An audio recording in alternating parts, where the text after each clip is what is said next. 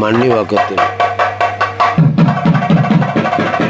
அடியேன் மைக் முகலின் பணிவார்ந்த வணக்கம்.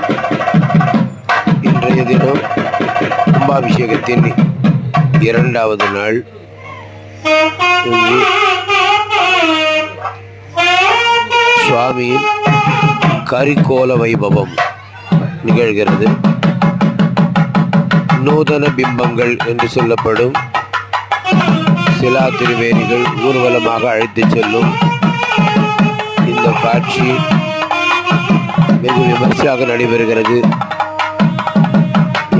1000 ஆண்டுகளானாலும் நாம் சுவாமி கரிக்கோல வைபவம் பார்ப்பது மிக அரிது. காரணம், சுவாமி கருவறையில் பிரதிஷ்டை செய்த பின்பாக வெளியே வருவதில்லை என்ற காரணத்தால் அனைவரும் கும்பாபிஷேகத்துக்கு வந்து அங்கிருந்து